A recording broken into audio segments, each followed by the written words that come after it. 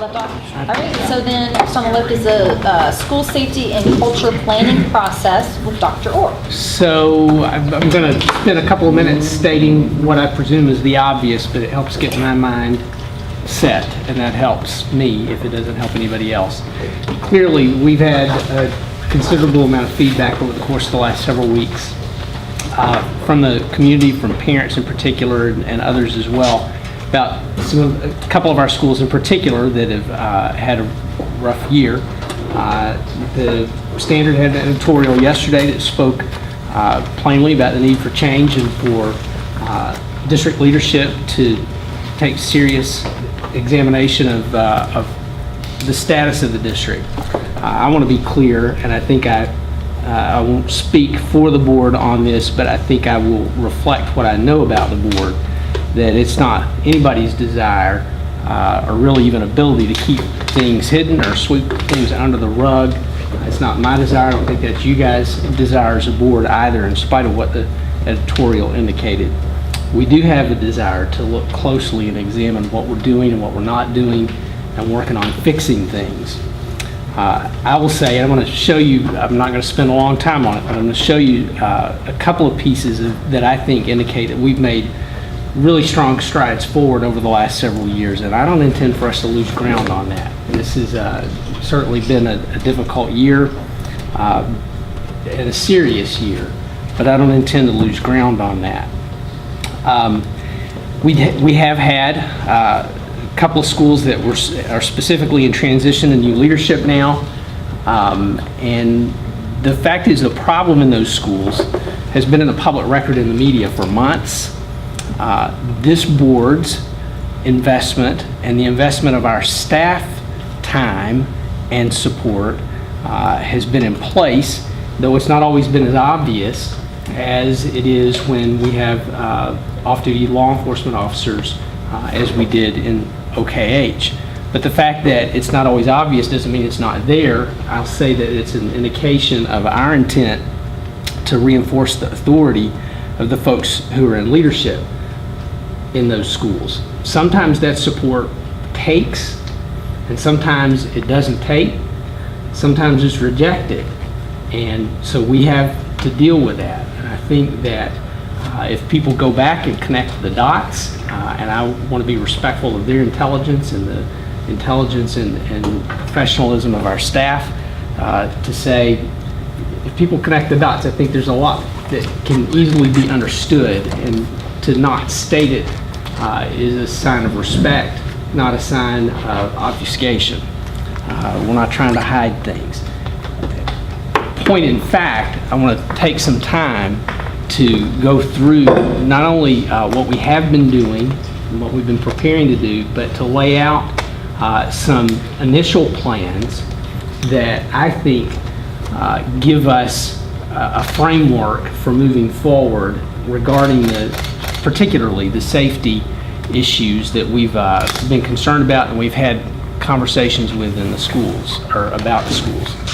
So we've certainly gotten a considerable amount of feedback, as I mentioned, and as we've discussed among the staff here in this building and beyond, those concerns really kind of fall in about three big categories. And I'm not going to read through these PowerPoints, but these are some of the specific bits of feedback that have come through conversations, some public, some private, but I think there won't be anything on these that would be unfamiliar to those that have been paying attention to the conversation. Certainly one of those large areas of discussion has been school safety and discipline, with these things being a part of those discussions. We've had some discussion as well about academics. This has come through a couple of different venues, but certainly it's been mentioned and talked about in our guest comment time at prior meetings. And then culture, which in many ways for me has been an overarching theme of the conversations. And if you look at what you would find underneath these, you see that there's a tremendous amount, in my mind, of overlap. If you take a look and you think about school safety and discipline is a cultural issue. If school safety is a concern, it has impact on academic performance in the classroom. If instructional practices in the classroom aren't up to the standards that they should be, then that has impact on classroom management and student behavior in the classroom. So I've listed a lot of things, but there's a good deal of overlap that's involved in all of those. Most of it, though, most of that overlap does fall directly under culture. We've certainly heard a lot specifically referred to about culture over the course of the last few weeks, and so I want to be clear about that. Now, what we've heard has been anecdotal, and that I mean that in a technical sense, not a minimizing sense, but we've heard personal stories of concerns about these issues that I think we have listened to and considered very carefully. But we also want to support that perspective with data. And when we talk about school culture, the data the timing is interesting, that speaks to this very clearly is the Tell Kentucky data that is public. It's on the web. If you Google Tell Kentucky, you'll go right to it and you'll see every bit of data for every school that met the participation thresholds for every public school district in the state. And that's 50%. It's 50%, and it is. I will note that early on, when the Tell survey was begun in 2011, there were a lot of schools around the state that did not participate at that threshold, and so there was no data for them.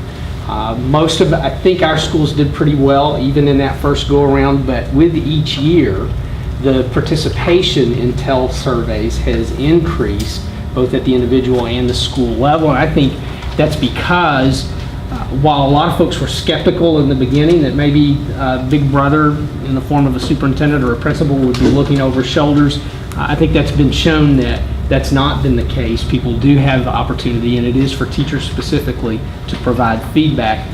And I think it's gained in credibility, and I think that's why we see the high participation numbers. And 100% of our schools, even our very small schools, where we have only 6, 7, 8 certified staff members, we had sufficient participation in order to get feedback. So it is anonymous, it is specifically about working conditions, and it puts numbers on the opinions of those who are working in the trenches. And I think that's incredibly important, and I really appreciate that and have about the Tell survey for a long time. It gives us benchmark data for growth goals. In fact, in alternating years, because that's the only time Tell data is available. We only conduct this survey in odd numbered years. The Tell data is specifically used as a growth goal for principals to say, look at your working conditions, set a goal for making an improvement. So it's helpful for principals in planning for growth, but it's also, I think, specifically in this case, is going to help us have some structure for planning as we move forward as well. As I've already mentioned, it's publicly available. Now, I'm going to show you one slide from prior years. I actually showed this to the school board a couple of years ago when we got this data, and you'll see that I'm being really pretty deliberate about this. This is managing student conduct. I'm going to give you a better view of the Tell survey data in just a few minutes. But what this indicates are specific questions, 7 specific questions that feed into the issue of how does our school do, how does our school rate in the area of managing student conduct. And when I went back and looked at this presentation from several years ago, I was really glad to see, number one, that this specific area is reflective of the pattern that was in existence through all of those surveys, 11, 13, and 15, of almost without exception, significant increases in the positive responses of teachers to the questions under these areas. There would be a small number, maybe 1 or 2 in each of the big segments, of the survey where we would see a decline, but far and away, the trend for the last several years for us on the TEL data has been very positive. I want to make that clear, and I want to say that even when it comes to managing student conduct, we have had very positive trends. It's available publicly. You can drill down as far as you want. We've had room to grow. We had passed state averages on most of these data, even with the increasing participation of our folks. Now, I want to, if I can figure out how to make this go for sure, relatively quickly. Not quickly enough. I want to show you what this looks like.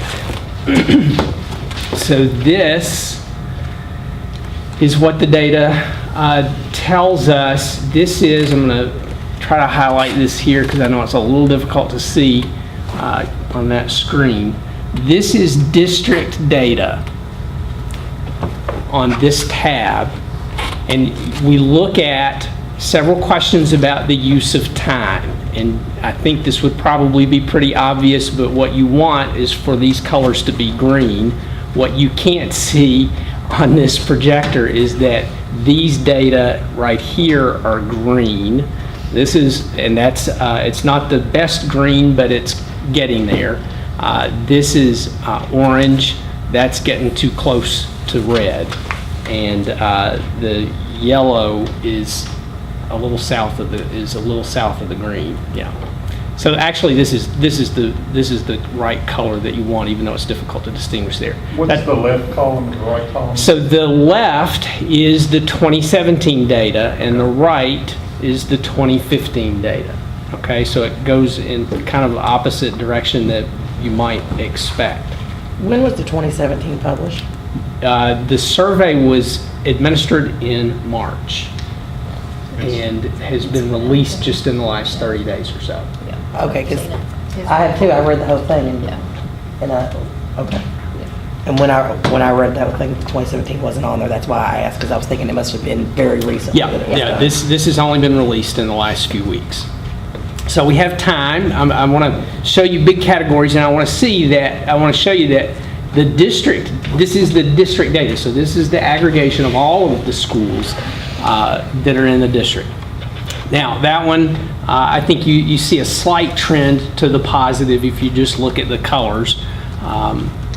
Here we look at facilities and resources. So we go from some orange and yellow and a good deal of green to more green. So as a big trend, that's a positive thing. And I could spend hours on this, and I'll try not to. Community support and involvement, I think it's pretty evident that we have our staff report less in these areas. So there's some decreases there, but there are also some areas of growth in the community support and involvement. Okay, here's one that you would, given the conversations, have anticipated, where we've gone from mostly green, a couple not, to less green. We've only got a couple of green. This is actually a green one at the 82 here. So that's in keeping with the feedback that we've been getting, and that's one of the things I wanted to mention, is that the data supports the concerns that we have been hearing, and I think we all understand that that should be the case. Teacher leadership is an area where we have a little less green this year than we had 2 years ago. So that's a decline in that interpretation, and I think should be. We see slight decreases in school level leadership overall when you aggregate all of the data. Similarly, there are a lot of questions about school level leadership, and it holds to that pattern throughout.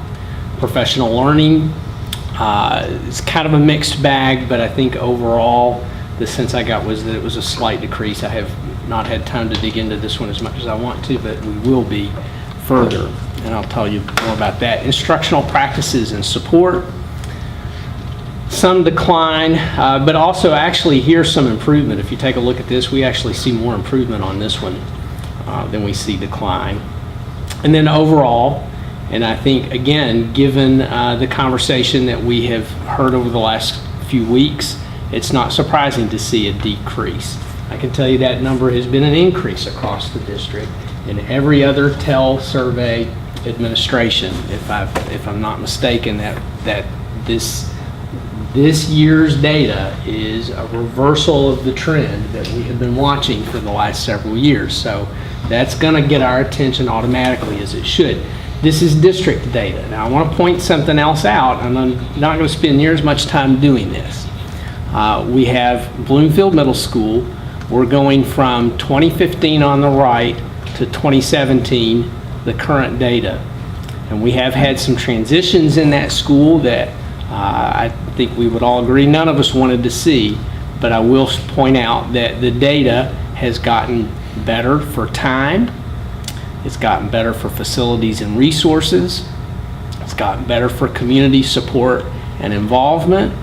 It's gotten worse for managing student conduct. Again, I want to point out that if you go back and look at Kentucky Center for Safe Schools data, they will show also that this is a statewide trend. I'm not trying to make an excuse. We have an issue that we're going to deal with in Nelson County, but I want to acknowledge that this is something that is trending not just in the state, but nationwide as well. But we see a definite decline in how student conduct has been managed over the course of the last couple of years. Teacher leadership, definitely greener. School leadership, definitely greener. Actually, this particular survey was taken just a couple of months after Mr. Morgeson was named interim, and then following that, permanent principal. Professional learning, a little still greener. Instructional practices and support, greener. Overall, we've seen a 13% percentage point increase in this being a good place to work over the last 2 years. I think that's a strong statement. Now, let's be clear. When we look at Bloomfield Middle School, we see things going to the green. I think we know what we're going to see when we look at Old Kentucky Home Middle School. We're going to see us go from not great to definitely worse. Again, this is all public. This is what we have been hearing, and so we have data that backs that up and gives substance to the personal stories. Not that we needed it, but if we did, this gives data to the personal stories. This trend for this school is consistent. Now, part of the point I want to make, and I've talked with some of you individually about this, is that these data differ between schools, and I think that is significant. This is a school-level survey. If you dig deeply into the questions, these are mostly about school-level decision-making. It's intended to be that way. And yet again, it aligns with the concerns that we have had brought to us as a district. Now, let me go back. I wanted to kind of talk through that, but I want to go back now and move away from it, because what we have done inside our offices, inside this building, to begin, even as the end of the school year approached, was to say, we know we have work to do. We have some serious issues that we've got to address, and we've got to address them very clearly.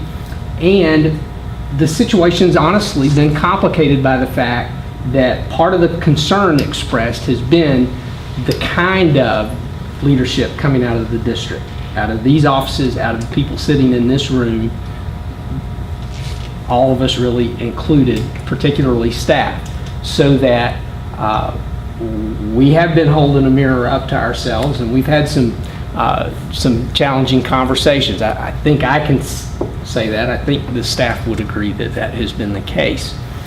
Now, let me get back to my dealio here.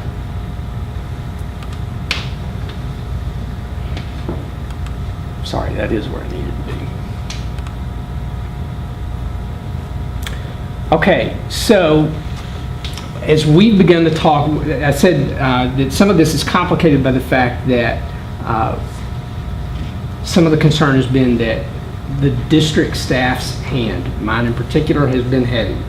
And so you have already begun to see us and myself try to counter those concerns with really, I think, pretty clear action, and one of those being my removing myself from the principal selection process. That's a tough thing for me to do because I enjoy that work. I enjoy the time that I spend with site-based councils, but I want the two schools to have real confidence in their council's decisions without any question of my hand muddying the issue. And so that's a big part of that decision.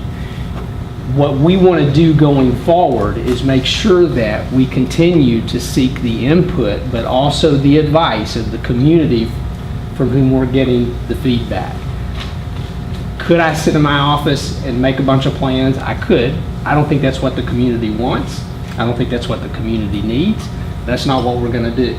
So I want to talk to you about what we're going to do, and I think that what I have to say from this point until the end takes less time than what I have said thus far.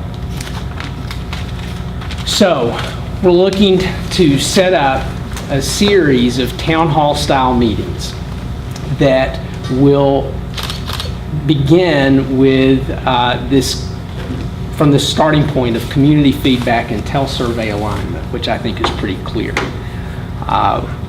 That alignment gives us structure for the meetings.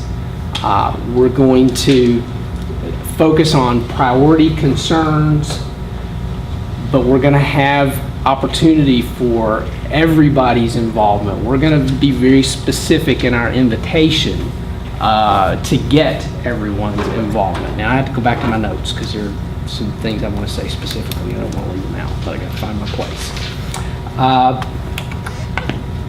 So we want to have a series of meetings that reflect, that focus on a limited number of priority concerns that are reflected both in the community and in the TEL data. We're going to invite teachers, principals, and parents from schools, and by invitation, we're going to send out broad invitations. We're going to have things on district websites.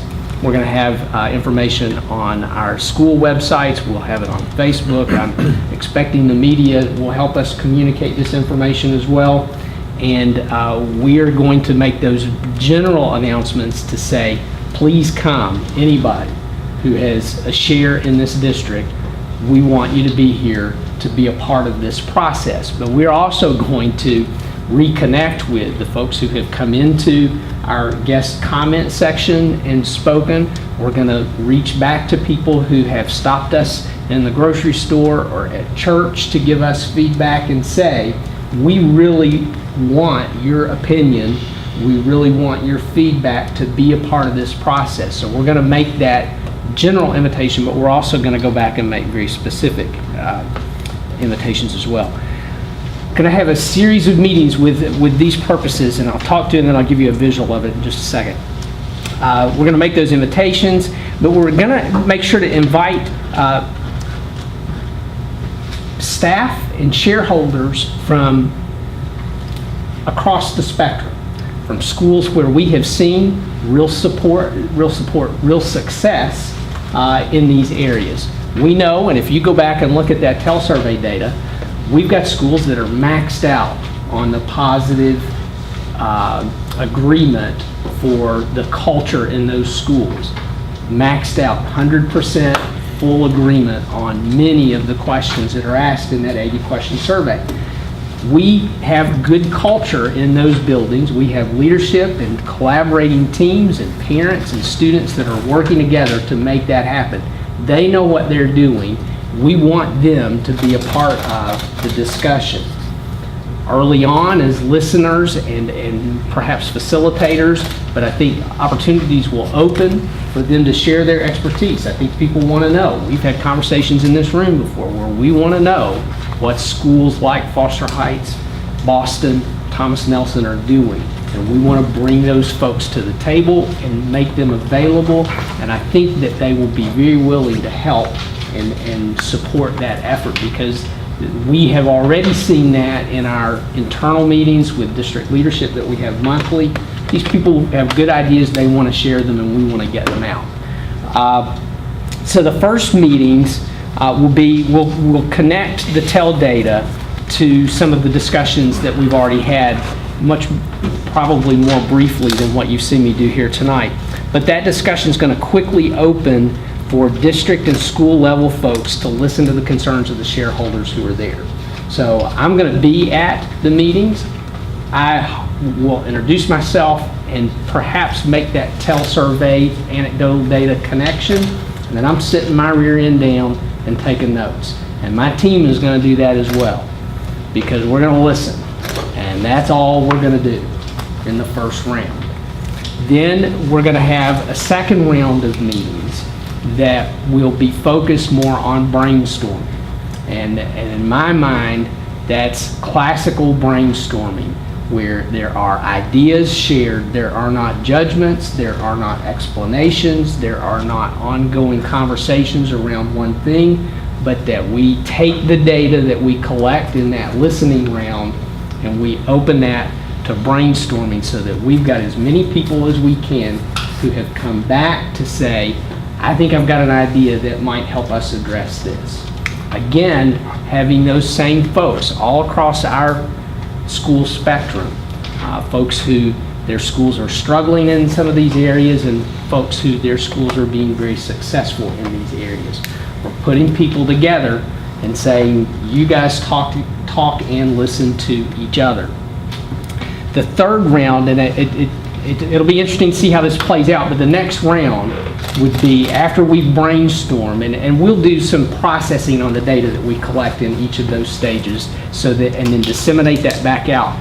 My vision for that is that everything that we collect in data on the listening part is put back into a format that can be shared with everybody, not just everybody that was in the meeting, but anybody in the public that wants to have access to it. We'll make sure that we don't put anything up that's not legal for us to put up, but we want everybody to be clear on what's being discussed, what's being said. We want it available. I want it available to everybody. So then in that third step, we say, okay, we've done the brainstorming. Here are the data that came out of the brainstorming phase. Now let's sit down and make some plans. Again, relying on the interaction between folks who have experienced success and the folks who have not yet seen as much success in those areas to work on planning. I do think there will come some conversation in there where there may be some explanation. My team, our staff, we're going to hold out as much as we can, but there may be points where we can help with some clarifying information and understanding what the lanes on the traffic road are that we have to adhere to, but not in directing, just clarifying and maybe some explaining at that point. So then I'll follow up, but here's what we have put together, and what we want to do is provide multiple opportunities for people to be involved in these discussions. And what we've identified as we've just kind of processed the feedback that we've been getting, and I'm glad to take suggestions for better categories, but what we've identified is safety concerns, academic concerns, and culture concerns. And so we want to start the listening process on June 13, 14, and 15, Safety Tuesday, Academic Wednesday, Culture Thursday. We want to be a part of that discussion. If you've got concerns that fit those, and I'll go back to those original slides, we'll connect that information so people can have a structure to hang their concerns onto to know where it might best fit. But again, there's going to be overlap, and so they can really go anywhere they want to. My experience with this kind of approach is that we're going to get lots of people. I hope we get lots of people. We're going to invite lots of people. We're going to specifically invite lots of people to be a part of that listening phase. So I've told our team we're going to plan on being at meetings. We're going to set meetings in the morning. We're going to set meetings in the evening. because we want to try to hit as many folks' schedules as we possibly can to get as many opportunities for that input as we possibly can. So we will have to nail this down and specify it very quickly, and it'll be pretty generic on this first listening round. I think as we get into that process, one of the things that we'll want to do is get feedback on how can we set up the second round to fit more people's schedules. Again, my experience is we're going to have a drop-off in the number of participants from round 1 to round 2, but that doesn't necessarily have to be the case. One of the things that we'll produce with the invitations that are going to be available will be a Google form that says, I'm planning on coming, this is the time, and this is the topic that I'm interested in, so that we can get a sense. My hope is that we're going to be at one of our high schools for the first set of meetings, because I'm planning for us to have too many people to meet in this building, and quite frankly, I don't want to have all the meetings in this building. I want it to be easily accessible to our population, but I don't want it to be centered in this building for what I hope are relatively obvious reasons. Then, pretty quickly, after the listening phase, while that data is still fresh in our minds, we want to come back and say, okay, now we're going to do brainstorming. Let's talk about what we know, what we experience, what we have read about, what things we can read about to begin to address the concerns that come in the first round. We'll also, by the way, have opportunities probably with that RSVP process to say, these are the lists of things that we think fit under these categories. If there's something that doesn't get talked about or that hasn't been listed, put it in there. We don't want to exclude any of those concerns from popping up. The brainstorming phase, and then we'll give that a little bit of time, and really that time that you see between the brainstorming phase and the planning phase coincides with KHSAA's dead period. Last week of June, first week of July is the only break that a lot of our families get from athletic practices and events, and so we want to respect that because we want everybody, as many people as possible. And we know we're not going to get everybody, right? But we want to hit multiple opportunities for people to be involved in multiple stages of this process as we go forward. So then that planning process would be in July, where we've had a little time for this to settle and process in the back of our heads and maybe the front of our heads over the dead period. And then we come back that week of July to begin to hammer out some specifics. Here are some things that we want to focus on. Here are some specific strategies that our schools and our community want to pursue. And then that still gives us time for a couple of things between the end of what I have listed here and the beginning of the school year for a couple of purposes. One, it may be that the participants are still going strong and say, we want more, we need to meet more before school starts. And I'm going to say it could be either that or this, and it could be both. For the schools, as we get to mid-July, our school staff start coming back into buildings. I always knew I didn't have to look at a calendar when I was a principal to know the third week of July. The third week of July is when people start coming back into the building. That we want to provide an opportunity for there to be some planning in place so that as people begin to come back into buildings together, the schools now begin to own, because they're the ones that are going to have to make a lot of it work out. The schools begin to own that planning even as they finish up the preparations for their professional learning, even as they finish up the preparations for their opening days of training with staff, their communications with parents, the opportunities and the agendas for meetings that they'll have with parents. Similarly, opportunities to adjust and have reflected this work in the agendas for meetings and conversations they'll have with students. As has been said, this is something that we all have to be responsible for, and we want to provide opportunity for time and interaction for that transference to move into the school's hands. So that's what that timing looks like. I've mentioned the next couple of things already. We're going to be getting more specific about this, and I would expect by the middle of next week at the latest, I hope that people will already, even from this conversation and some things that we can put out, and hopefully the media will help us with as well, get the dates out and the big topics out so that people can kind of save the date, begin thinking and preparing, and then very quickly we'll get specific information with these other pieces out next week. And then after the meeting, this is what I talked about here. Incorporate the work into the work of the schools with regular reports back to the board as the opportunity for public sharing of the implementation and any growth that we see.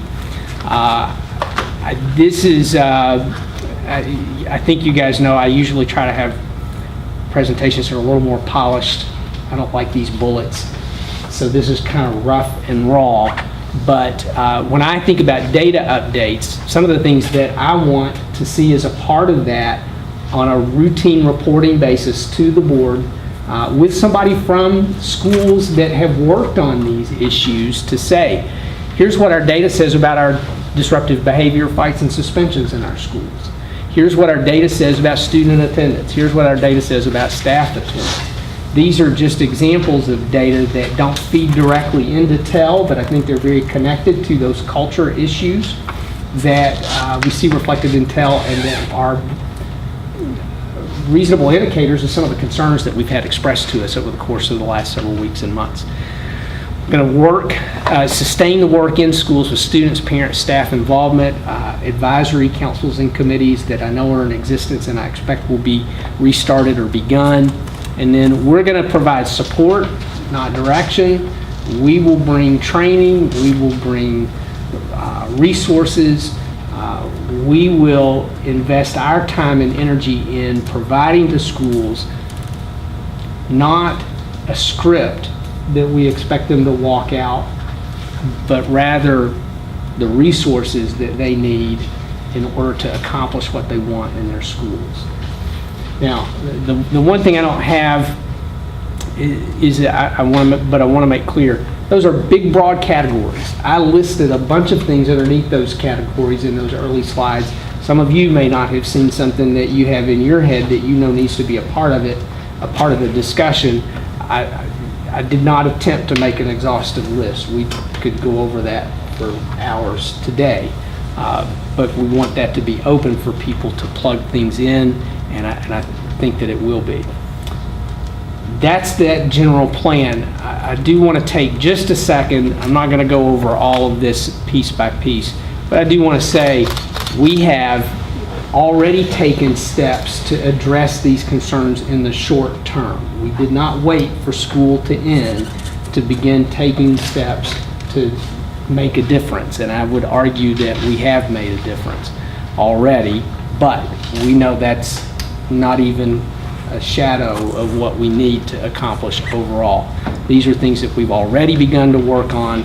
We're going to continue these things going forward, but we're also going to supplement and make them more permanent with the process that I've talked to you about here. That's what I wanted you to see. I'm glad to take some questions, but I will tell you, there's a theory about leadership that is described as ready, fire, aim. We've gotten ready. We've taken some shots. We're going to continue to refine the aim. So if you've got questions, I'll answer them, but there will be questions that you can ask that I won't know the answer to because we have not fully fleshed that all out.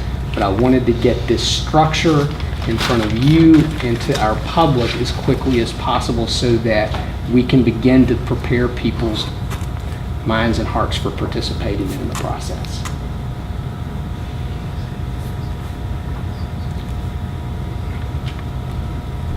So it is a lot to take in. So I don't know that my question specifically about this, although it touches upon it, you know, there's lots of concerns that have been brought up. Everybody's concerned is about because everybody's perception, that's the way that they see how things are playing out. I know one of the most critical pieces, and I know Ms. Breeding was on it, I know Mr. Norman was, I was, in two different capacities on SBDM councils. So, you mentioned earlier on, whenever Mr. Morris was up here at one point talking about that, how you had removed yourself out of, and not using that alternative approach to principal selection. I mean, I think we all know that that selection of that building leader, regardless of what we have at the district level, the building leader is the most critical person in setting that culture piece. Do we know, or we may not even be able to say anything yet because we don't know all the details, but both of the Old Kentucky Home Middle School and the Nelson County High School, I assume those SBDMs, they've been going through the process. I think OKH, even I had seen where they sent out a input survey. Both schools. Both schools had, okay. And so they're collecting from shareholders, you know, what are the important qualities that they think need to be in that building leader? How, do you have a feel for how close, how far away we are? And, cause really that's, to me, that's gonna be one of the first things. If we can make, if anything that we can do to help the SBDM councils who get to make the decision on who that principal is gonna be and who teachers in the building are, if there's anything that we can do to help that process without overstepping our bounds, because I mean, Right. legally, we have certain boundaries we can't Right. cross. You know, how we can try and make that be one of the first positive steps forward. Absolutely. Of many steps we'll have to take. So I can tell you, both of those councils have been proceeding pretty well.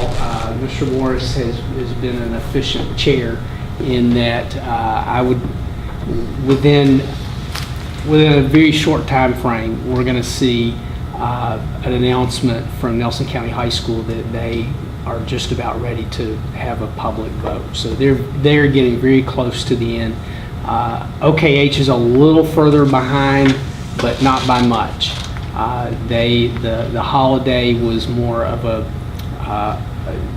it was tougher to get everybody going again after the holiday for OKH than I think it was Nelson County. So they're both progressing well. They both have had at least as many candidates apply for the positions as we have typically seen over the last several years. Okay. And the quality and experience level has been better this time than I have seen in prior years. So I feel good that we've got a good chance at getting good principals out of both of these processes. And Bob and I have talked about it If I could extensively. add, Dr. Ward, one thing back to the TEL survey, it was very timely for us, Yeah. for both schools, because it gave us some very good data for us to look at and say, we need leaders that can impact this. And we formed some of our interview questions based on TEL survey data. In fact, for both of sets of interviews, part of the interview process is for them to review that TEL survey data and give us their plan for Addressing how to address those issues. And another report that we've also having them look at is a persistence to graduation report, which identifies our highest risk children in both of those schools and give us their plan. And that was developed not by me, but by me along with the people in the SBDM. And I feel very comfortable and confident that we have some real good baseline things to look for in a good leader and some good applicants that we can choose from. Well, and why I mentioned, like you, Ms. Breen, Mr. Norm, myself, honestly, I cannot remember whenever I was on SBDM at Bloomfield Elementary if we had to go through a principal selection. I can remember several teacher interviews that we were involved in, but I know Ms. Breeding at the high school, when you were on, and Mr. Norman, whenever you were on at New Havens, did you all go through a principal? And I mean, that is one of the, probably the most, I can't think of the right word. I want to say burdensome, but it's not. I mean, it's one of the most significant things. That's one of the most significant things that SBDM councils end up doing is that identifying, if they're hiring a new principal, is identifying the person that's going to meet their needs, that's going to address whatever the culture pieces are that may or may not need to be addressed, and move them on continue them on the same track or redirect them? Was it ready, fire, aim? Yeah. You know, redirect, if there needs to be a little bit redirection. I kind of equate it to whenever the early explorers set sail on the ocean. They knew where they wanted to go when the storm came along, and they had to reset every now and then. So that's good to hear that we're seeing some positive pieces there.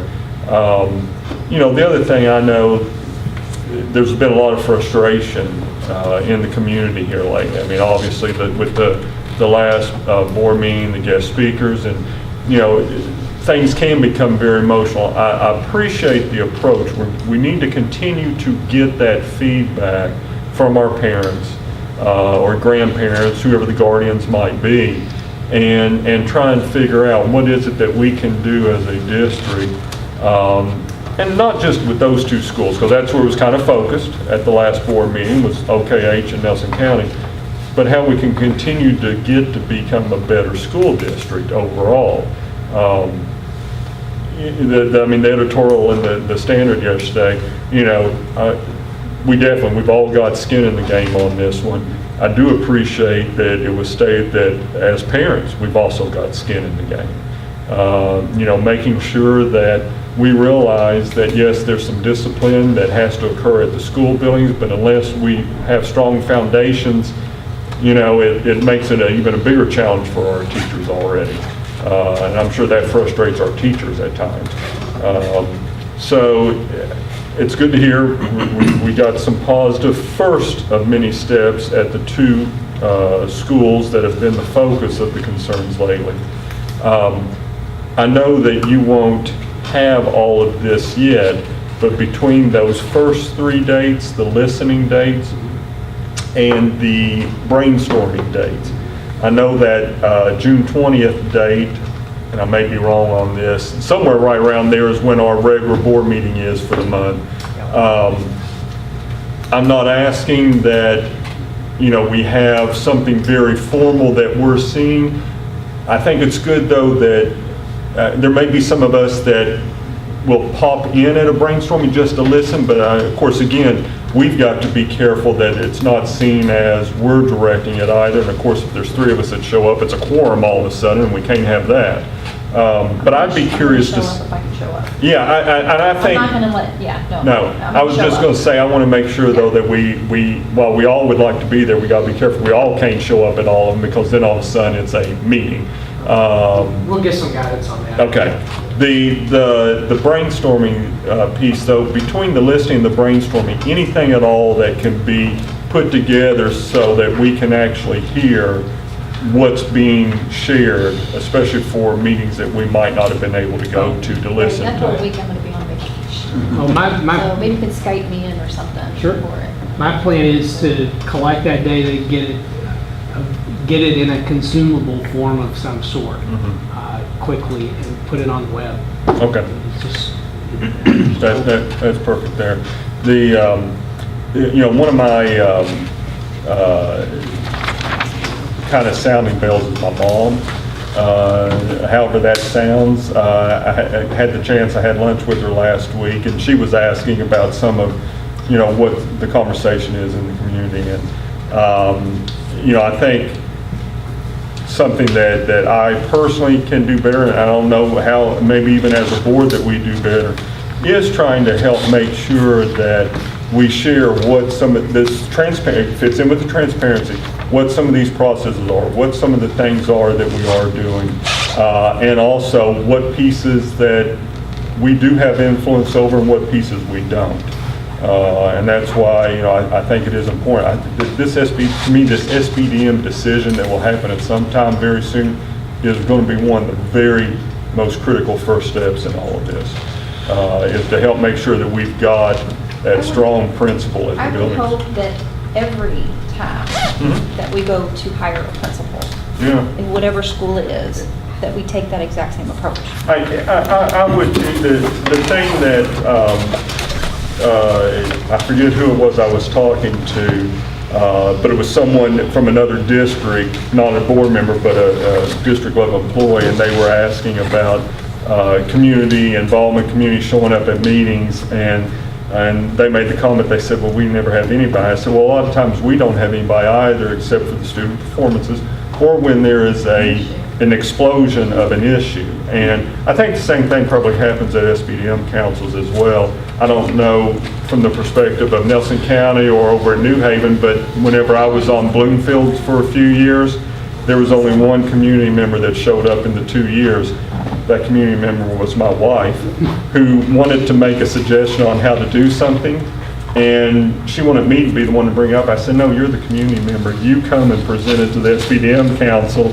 And she came and presented it. And then that was the only community member at an SBDM meeting for 2+ years at Bloomfield Elementary. I know people are busy. We do have lots of things going on, but Well, I think we're just wired as human beings that we want to, kind of, whenever it impacts us, I think in a negative way, Yeah. we're gonna squawk, and that's. Which is fine. Which is, It yeah, needs to be that's what done, you're supposed to do,